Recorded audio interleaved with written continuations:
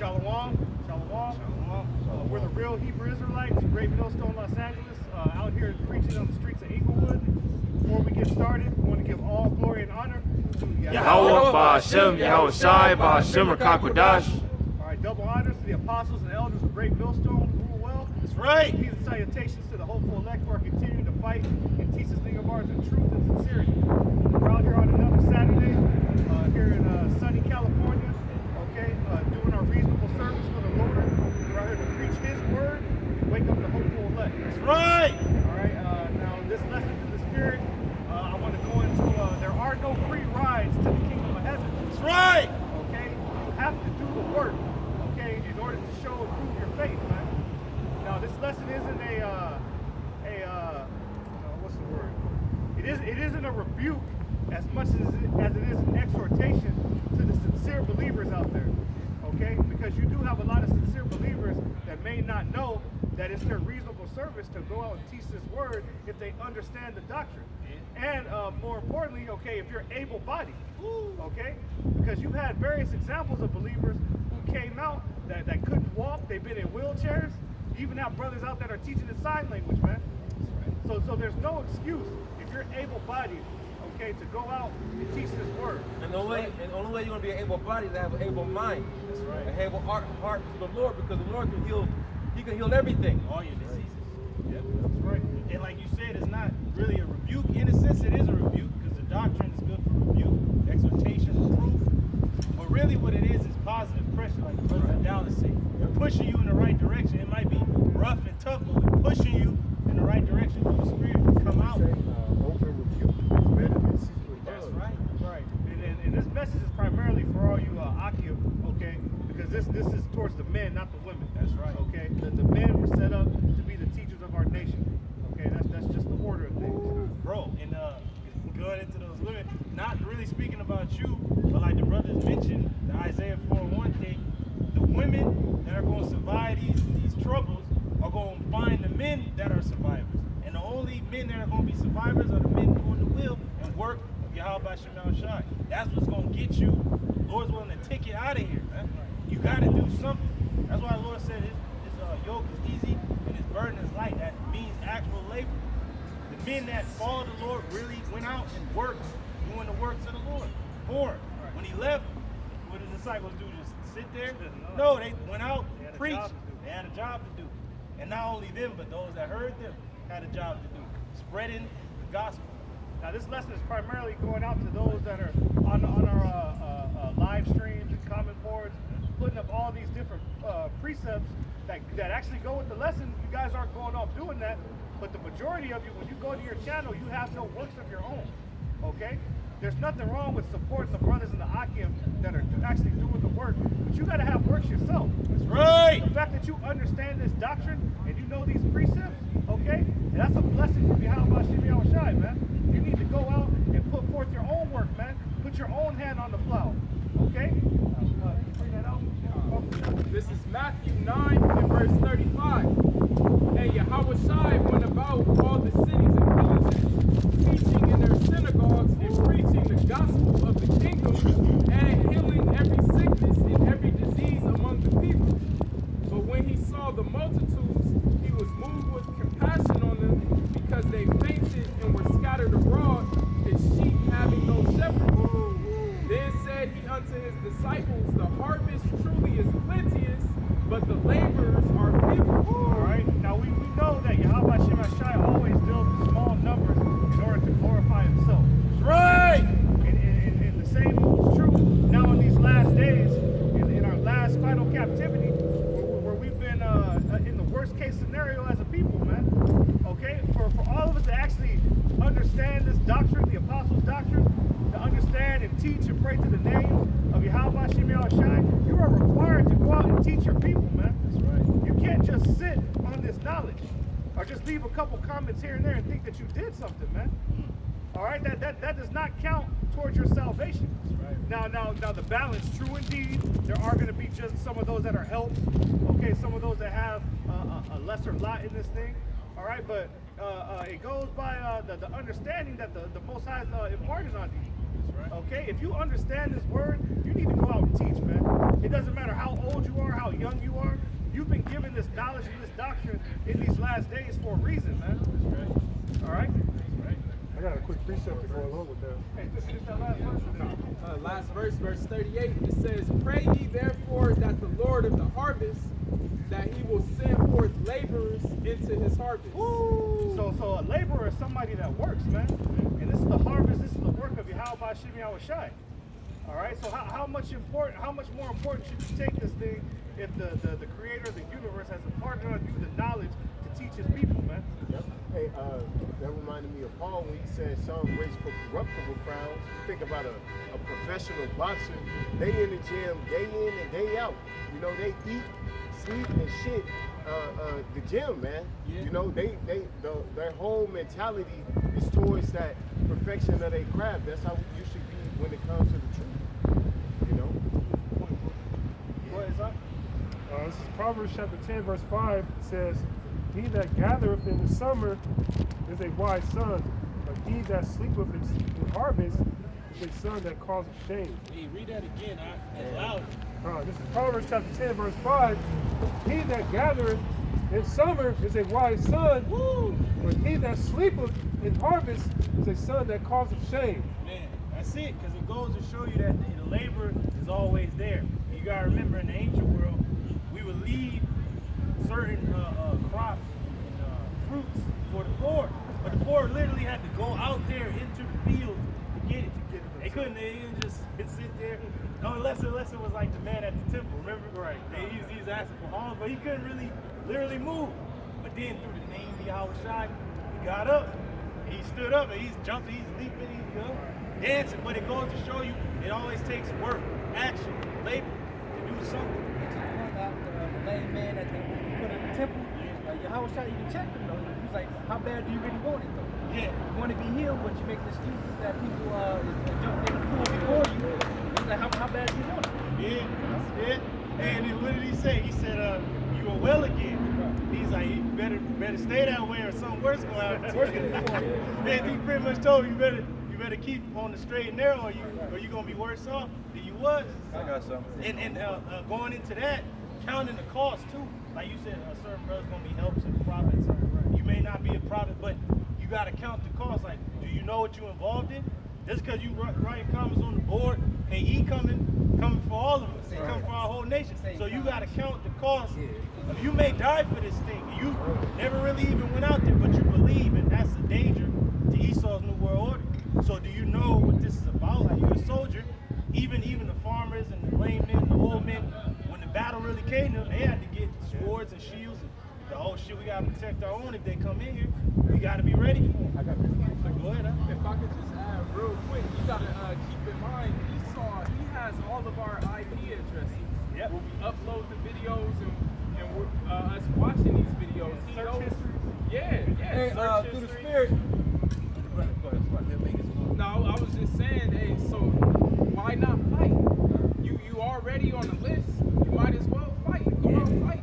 We're being followed when you, and because personally, when I go to do a lesson, I go out. I don't do it at the crib. I go out in the streets, in the elements, and through the spirit, I have followers. I'm ready for it, bro. We're ready for the things that happen because this has to happen for the kingdom to appear.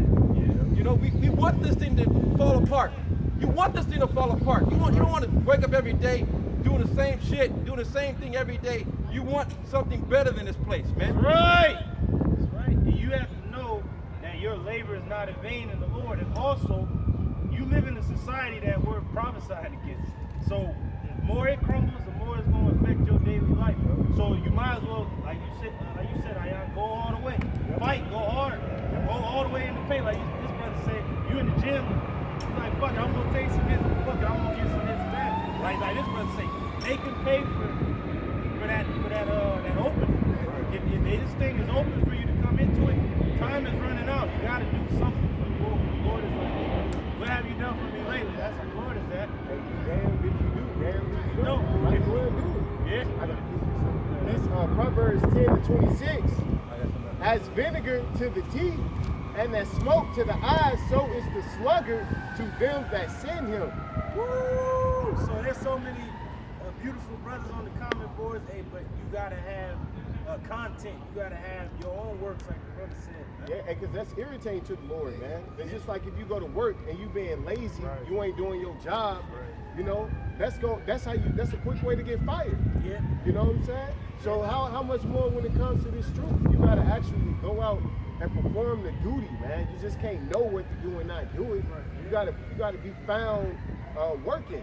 You can't come back and be found not doing shit. You know? You can almost feel the irritation. Right, that's serious. Because not only does the boss get irritated, the co-workers get irritated. Yeah, kinda, You're like, damn, I'm here working hard. What Doing this nigga job. What You you gotta doing? do double the work. And we're in a grace period. A grace period is like the Lord's probation. Yep. All right, you miss work during that probation, you fuck up, they ain't gonna hire you. Right? That's right. Hey, that's beautiful. And I'm gonna let. Did you finish the? I gotta make a point. Like brother said, probationary period. You gotta. Every dude want the kingdom. He want the fly. He want the laser eyes. He want the women. But you gotta. Hey, we gotta establish the kingdom. Man. The kingdom is in you, but we gotta fight for this kingdom. Just like when we went into our land, Lord could have just gave us the land. The Hamites could have been just wiped out. But the Lord's like, no, you go in there, you war for it, you fight for it. It's already there, but you gotta go in there and get it. So that's what we do. We gotta go get it, man. You know how Jay said we gotta be a go-getter? Yeah. We gotta go get it, man. And it takes a leap of faith. Hey, When you look at our ancestors, our forefathers, they all had to step out on faith. man. Yep, hey, niggas chase the bag. You said go get. Right. Niggas quick to the bag. Quick to do some folly or some wickedness. To get it. Yeah, right? Even on that level, you might want to get a bad little or a good little chick, but you still got to maintain that. You know, Yep. so you just can't get her and just get it and whatever. Yeah. You gotta, you know, Put in the make work. money. Yeah, you gotta do stuff. You gotta play your role now. Hey, like you mentioned a woman, are you really into this thing? This is the most beautiful woman you'll ever meet. And the woman looking at you like, so she gonna move on. You know how our women is like. And that's how wisdom is, man. But you gotta step to it like, I got confidence. Come on. That's what brothers we seen wisdom as, oh, that beautiful woman, let me go get her. Solomon said that. He said, I went forth to make her my spouse. But he had to put in work. He had to do things to get wisdom.